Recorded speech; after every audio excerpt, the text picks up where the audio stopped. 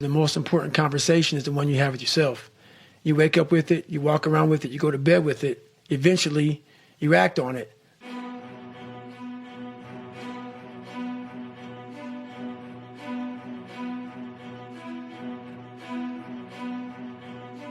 Sometimes you act on it good, sometimes bad. You got to change the internal dialogue. That person in your head that's talking that to you, until you change the internal dialogue in your head, until you callous over the victim's mentality that the world is out to get you because of you are the only, you got to change that. I once had that mentality that no one understands what the I'm going through. And if you keep that mentality, you're going to stay in the same exact spot that you're in, that no one understands me. There's millions of people. Why do you think a book that I self-published, is doing so well with a story that's so f***ed up? People are like, I'll never forget when I went to a publishing house, like, who's going to resonate with this story?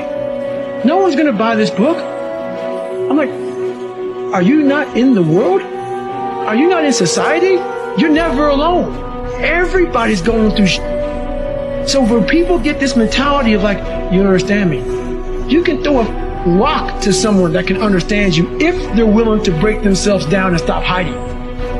A lot of people understand you, but you got to stop hiding. And that's why I tell people, a lot of people are going through they just hide better than you did. That's all they did. They're just hiding better. A lot of you are trying to find inspiration and motivation with a depressed mindset. You're depressed because you're not doing it with yourself. You don't find inspiration by not living in the grip of life. You need to live in the grip of life to find inspiration.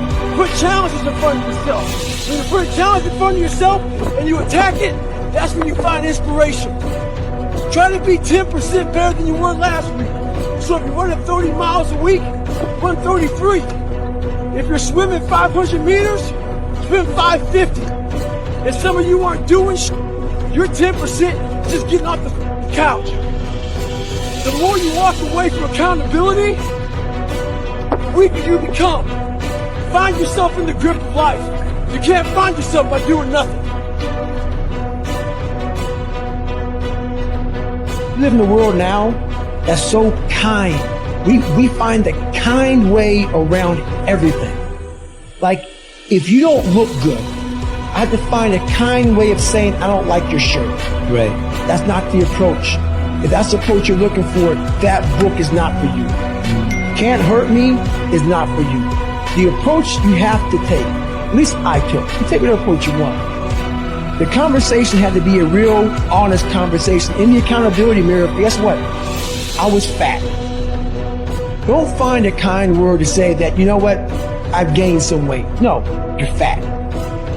When I couldn't read, not like, hey, even learning disability. No, I cannot read. The 4th grade reading level, I'm struggling, and sometimes I call myself stupid. Not in a way to put myself down. What you need is the one thing I talked about in my book, which is straight up, brutal work ethic. You have to be willing to outwork everybody in the world. And that's the hard part. That's the hard part. This isn't like some 5-step process where if you do these 5 steps, you're going to end up with this magical world. No. I'm basically teaching you how to callous over your victim's mentality. This is all about the quitting mind. So what's the quitting mind? So let's say it's day 1 of a job interview. You have your clothes laid out. You've been preparing for weeks and weeks and weeks. You show up and you bring your best self. After a couple months, you start showing up to work a little later. You don't look as good. Your breakfast isn't ready. Your mind's getting softer. Repetition every day. Stay hard. So we hang around people that make us feel better, that tell us what we want to hear, not what we need to hear. And so we stay away from those people. And we stay away from those people, like our internal dialogue becomes that kind, it's okay. It's not okay. So that's where it starts. It starts with that accountability of it's not okay anymore. This can no longer be okay. A lot of us give total control to life. We don't have any control of it. We just give all control to life. I do this shit every morning to prepare my mind for what life's gonna throw at me.